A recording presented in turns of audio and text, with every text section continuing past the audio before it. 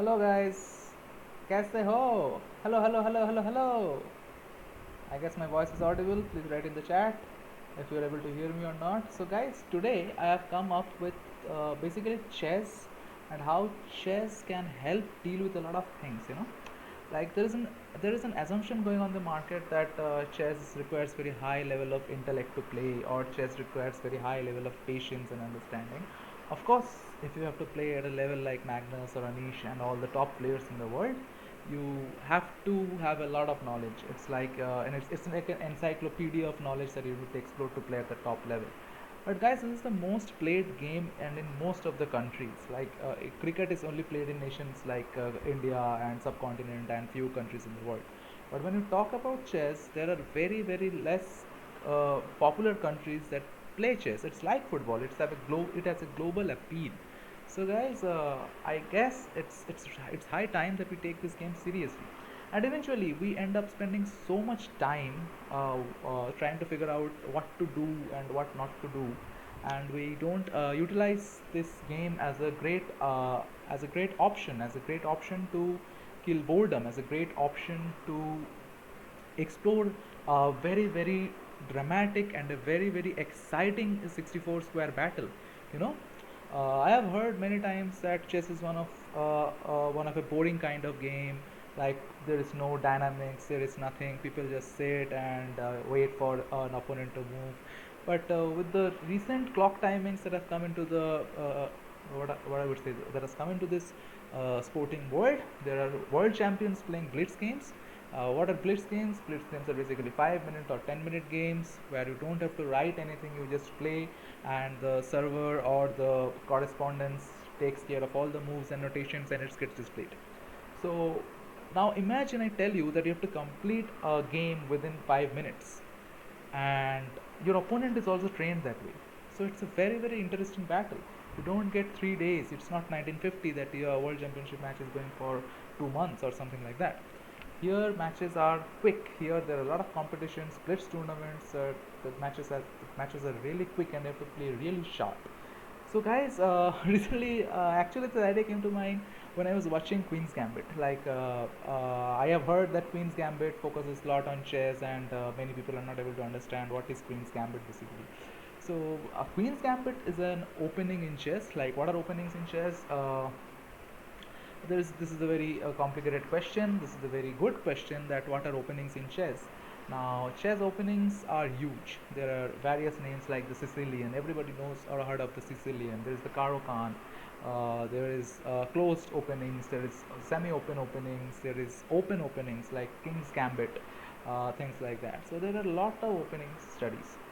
So when you try to come and learn chess for fun, when I say learn chess, it's for fun. You're never going to be a grandmaster if you start so late. Or if there are people watching early, then maybe you can, because it can be taken as a career option. Like in India, people have started taking chess as a career option and things like that. But my entire point, and I'm talking for about 3 minutes or something. My entire point is not to motivate you to play chess professionally, but my point is to ask you to play chess as one of those things that you do when you are not feeling right. Like, many people paint when they are not feeling right, but that sense of painting, that sense of reading at times can be very very very monotonous, because you don't engage yourself with everything that you have. Your mind will still wander, and you are not in a zone where you are not thinking about one particular thing. Suppose you are depressed and you know not what to do, then I guess when you start a match like this, for example, let me start a match and I will show you like how intense can it get. So I'm going to start a 3 minute match, guys. I'm going to start a 3 minute match, and I'm going to play an entire game talking with you for about just 3 minutes. Okay, there is this little window on the side, and you can see, okay, the match has started, and as you can see, I am playing someone. uh, I'm playing someone, I don't know the country he is from. I still am not able to see his country. But okay, I have to do something, right? I have to do something. Okay, so I have already lost 14 seconds just trying to tell you like how like critical it is. Like, this is a quick game. This is not a game that we will complete in 3 months or 2 days or something like that. This is a very very quick game, guys. This has to be completed within 3 minutes. 3 minutes my time, like 3 minutes it was my time, 3 minutes my opponent time, so it's a 6 minute game, and there's a lot and lot of things to be done here. So I don't know what to do. uh, so I'm just playing and trying to see if things go right. Now if you notice into my game, I don't make blunders. So but I am a noob. I'm telling you, I am a noob. There is nothing great about my game, that I would say that I play like a professional or anything. I just play like a noob. So and there's one difference between playing like a noob and just getting to know how the pieces move. Now, when I say I play like a noob, I mean I play like a noob in a sense that I don't make blunders. I know how the pieces move and I can see the board well, and I don't make blunders. So, but there are a lot of tactical mistakes, there are a lot of positional mistakes that will happen, and we have to learn that. I like this is random playing, I don't know what will happen to the game. I have no plan formulated here. So now my clock is ticking, I am talking, and I can't formulate a plan. So what to do? I have no clue. Uh, I don't know, guys, what to do. I don't have any clue. Shall I break the center, or will castling be a good option, guys? I don't know. I just castled, so he has a very high minute lead, and maybe I don't know. I have no idea how his mind is working. So I will just try to bring some pieces into the game. White has a very good position, guys. So it might look that we are equal, but White has a very good position. Yes, as I told you, White is going for a proper attack, and I just don't know how to save my position. So okay, this game is, I am not playing this game very seriously. That's one thing, but who knows? Who knows? Even a serious game might do a lot of problem, guys. So I don't know where to place this knight. What will happen? What will happen? Let me place this knight here, because this bishop is looking very dangerous. So I am down under a minute. He has over 2.5 minutes, and I have no clue what I am doing. But you see the entire point. Like, I am playing this match very casually, but my opponent is not. He is playing with all the might that he wants to win, and I have no idea how can I stop this. So how can I stop this? How shall I stop this? Like,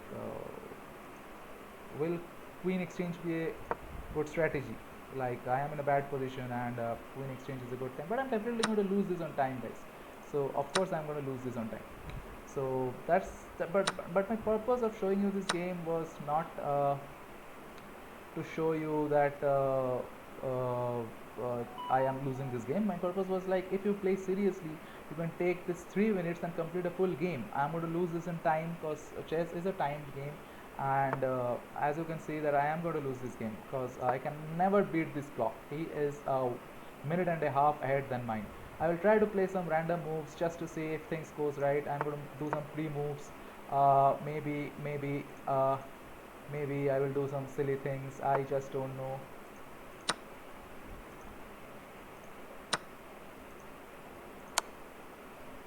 I have no proper strategy, guys. I have no proper strategy. Let me just try to figure out something, if I can do anything. Like this match is over, guys. I am losing out on time. I'm never going to win this match. But the best point is, like, I am not playing against a machine. I am playing against 80s, and he is from Italy, if I am not getting the flag incorrect. And this is interesting, right? This is very, very interesting. Like, and okay, I get to win his rook. That's a good thing. That's one good thing that happens. I get to win his rook, but no, I do not get to win his rook, guys. He will definitely save this position, but in the next move I might win his game. Okay, black has disconnected. You are not going to see this message. I guess I will win this on clock, because it shows that Actis has disconnected, and this game will auto resign in about 17 seconds. So maybe if he doesn't come up with a move, I will win this game. And yes, as you can see, I won game abundant. He has quit because his rook was falling. So this is how it is, guys. This is how it is.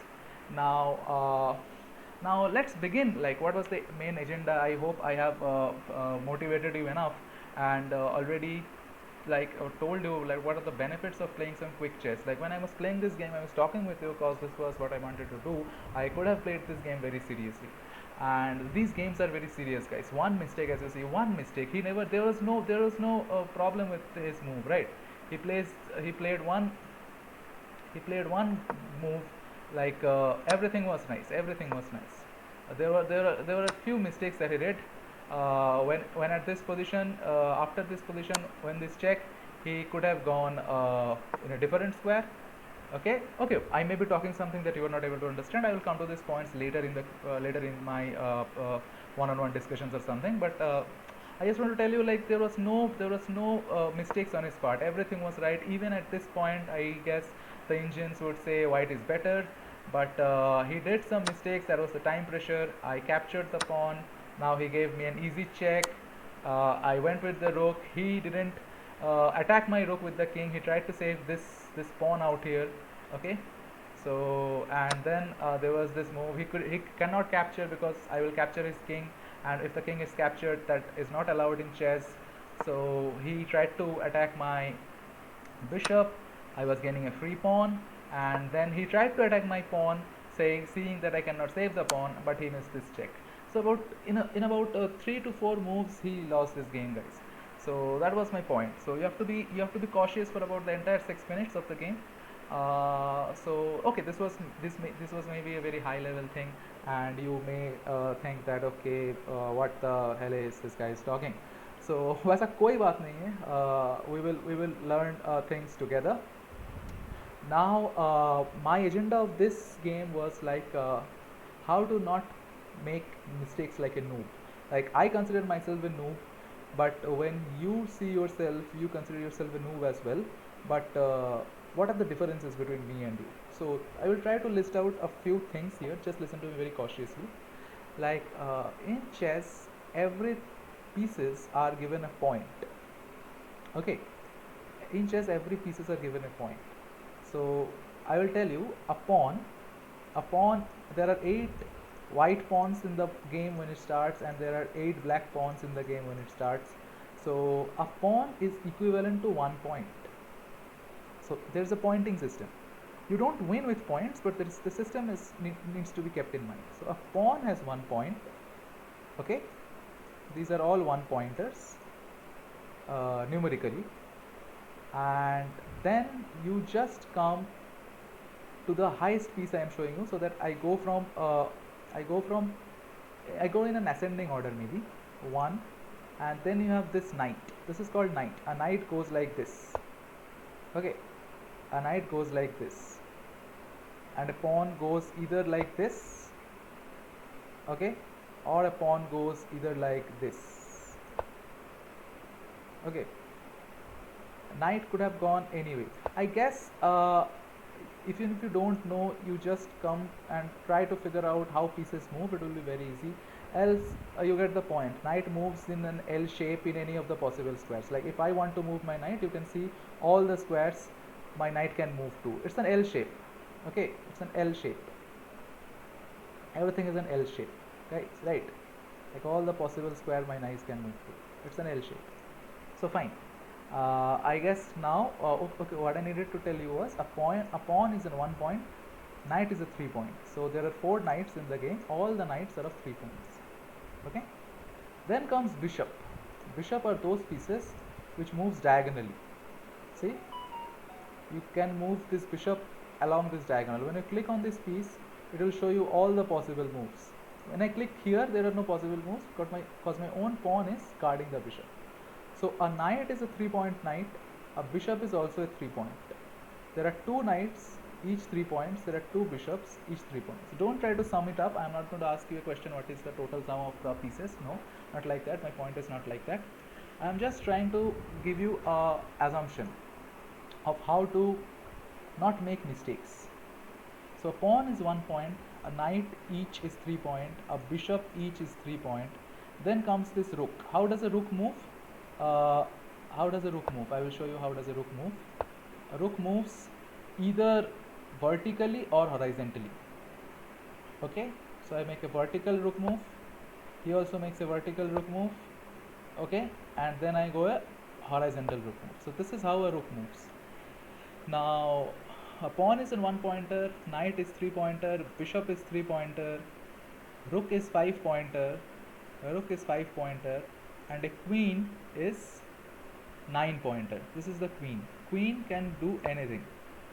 Like queen has no, queen does not keep, queen cannot move like a knight, else it can move in any direction. See, like all the possible squares that it can go to, a queen is very mighty. So it has 9 points. Now you might be wondering why I'm telling you this. I'm telling you this because this calculation of points will help you understand what to give up with something else. Like there is a concept in chess called exchanges. So okay, so you will know if you are doing a right exchange or a wrong exchange. So for example, let's go here, and the one of the basic things is like you don't give up a point for free. Okay, so if I have played knight to f3, okay guys, you might wonder what is f3. So in chess, as an Excel sheet, every box or every square has a name, and it is just like an Excel sheet. Here you see A, B, C, D, E, F, G, H, and here I guess I have cut this off, but okay, here it is. You have 1, 2, 3, 4, 5, 6, 7, 8. So if I tell you to give me the exact name of this square, it's a column, it's a combination of row and column. So it starts with column first, so it's the F column. Okay, in chess terminology it is called file, but you can also go with the term, any terminology that you may prefer to. It is a column, so it's the F column, and it is the third row. So the square name is F3, like F file and third rank. Those are chess terminologies, file and rank, and you can obviously come up with column and rows.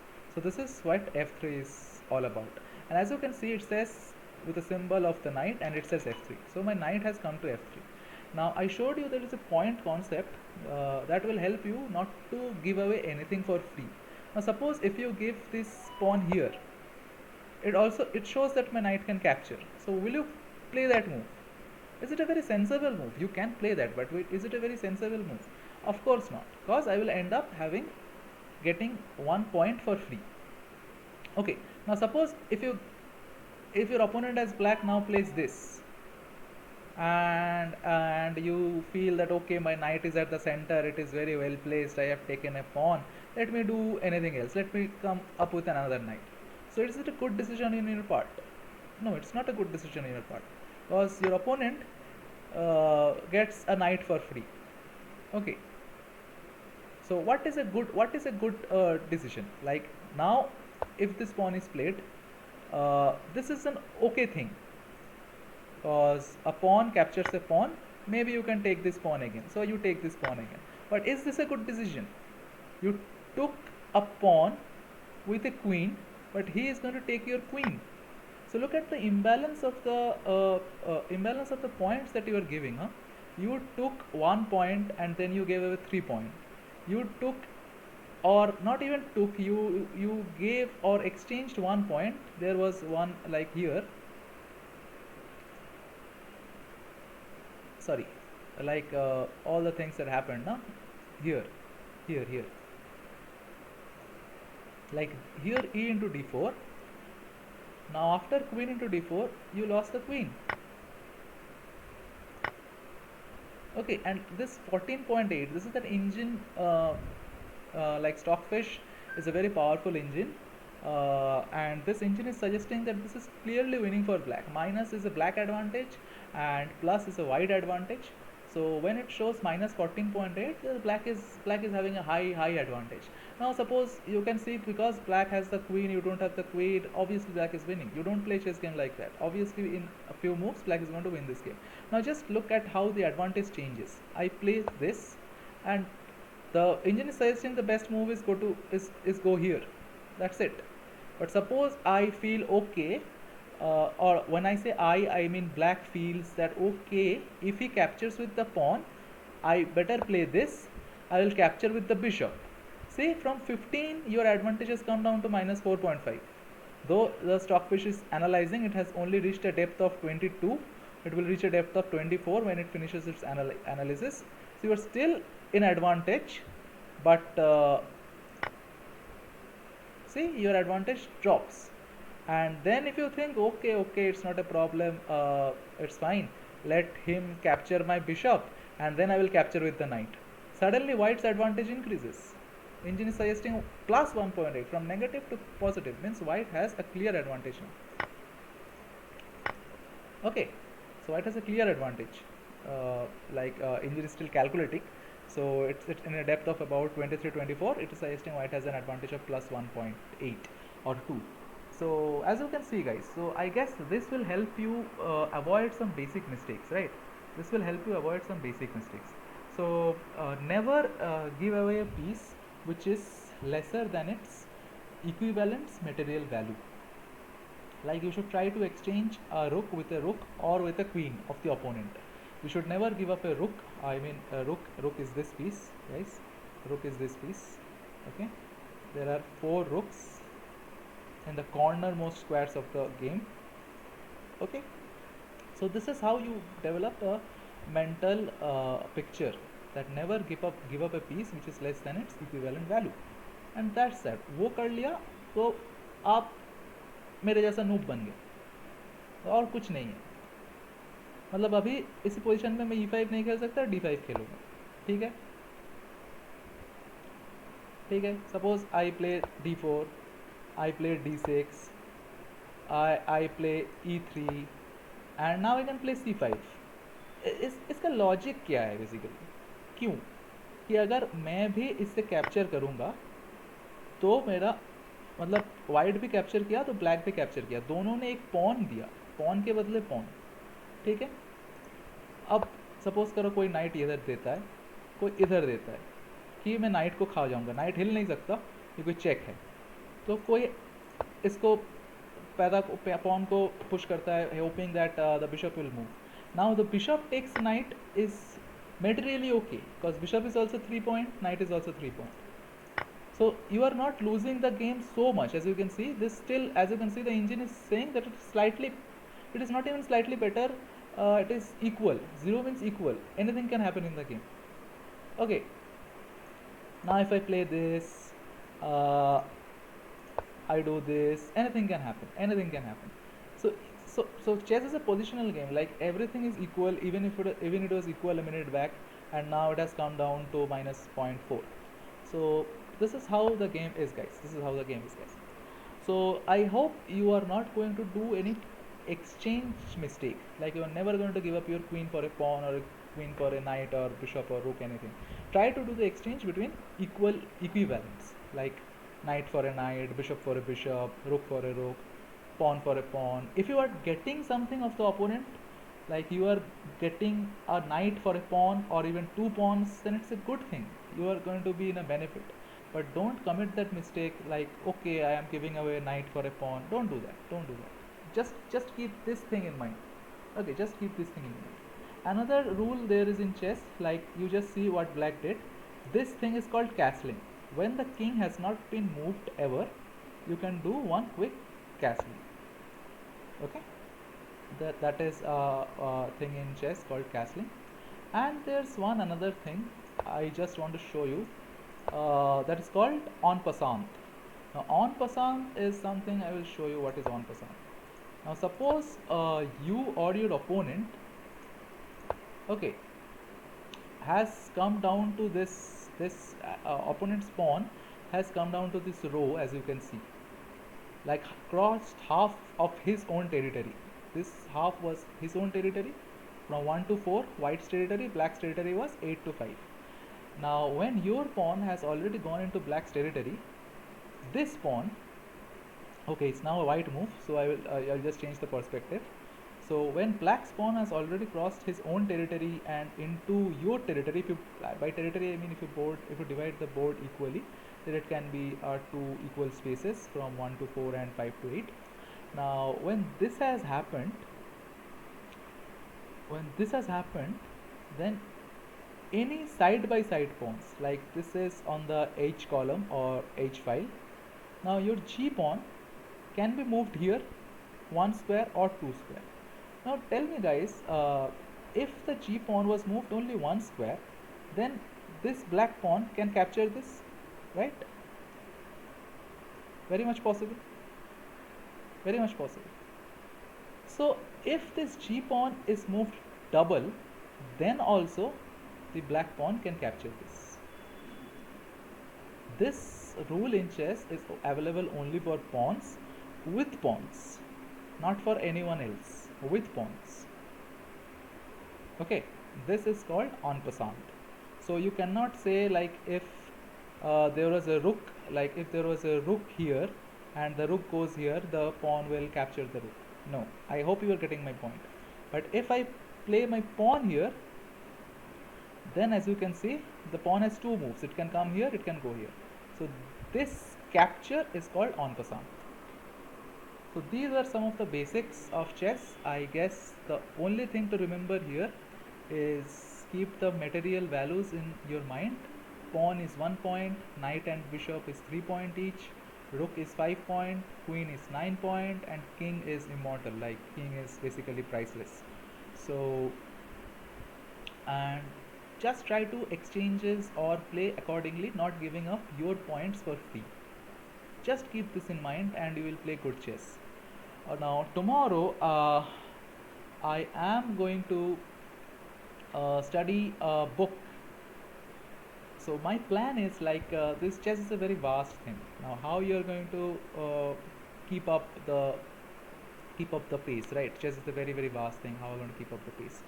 So my point is like instead of going through all the books or studying courses or anything, we will pick up one book, the Nimzo Larsen attack, and this might the Nimzo Larsen is an opening actually, and it might be you might question me like in the very first instance I said कि बहुत तरह के openings होते हैं, why I am focusing so much on openings. But this book is not only about opening; it's a formalized plan. You know, this has a formalized plan. Okay, like as you can see, this book is it will teach you everything. Nimzo Larsen versus classical setup, and chess is a game of plans. You can have a bad plan, you can have a slow plan, you can have a weak plan, but you must need to have a plan, else in most cases you are not going to end up winning. So it doesn't matter if you have a slow plan, it doesn't matter if you have a bad plan in contrast to your opponent, but you need to have a plan.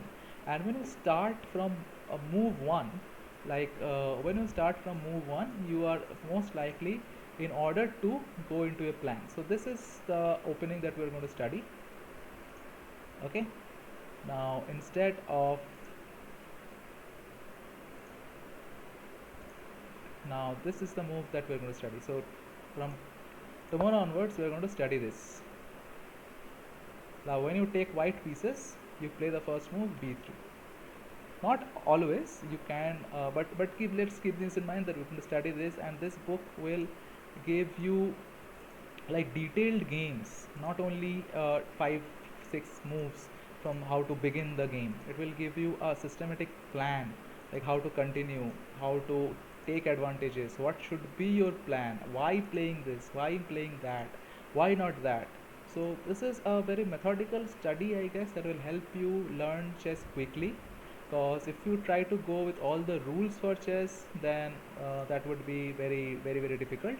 So we'll finish this book, and we'll try to gain as much knowledge as possible from going through this book.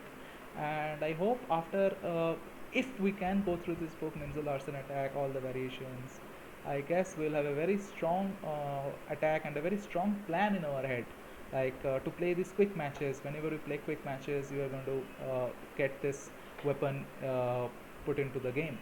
And the best part is like if you learn this opening together, I don't have much knowledge about this opening either, because I told you I am a noob, you are also a noob, so let's just try to learn chess together. And that's how my approach is. So one of the best thing about this opening is like if you learn how to play it as a white, then you can play it then you can play it as a black with just one tempo. Like one tempo means one move behind. Like whatever white does, you whatever you do as a white, you can plan the same as black with one move behind. So that's the entire point. So you'll have a plan, like you'll have a plan, just colors reversed. So one book, this is a good book, one book we have totally, if we cover totally, we will be in a good position. So okay, now as you can see, I just wanted to show you this because now as you can see, it's a symmetrical position. Now you might say that okay, if I play black, then I am going to just copy white. So that's not a good thing, because that will never happen. For example, instead of b3, suppose white played this, and you are okay that I am going to copy. Chalo, kuch bhi ho jaye, I am going to copy. Fine. He plays this, you play this. Symmetrical chess. He takes this, you take this, your opponent goes this, and you are just copying him. But now can you take the white knight? No, you cannot take the white knight.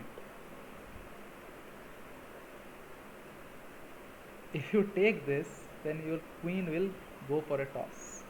So you just cannot copy your opponent's white moves like blindly. You have to know, you do need to know how to play the game. So I guess that's it. I don't have any other agenda. I hope you will like uh, the journey that we'll have together, and let's try to make it more fun. And that's all, guys. Keep playing chess.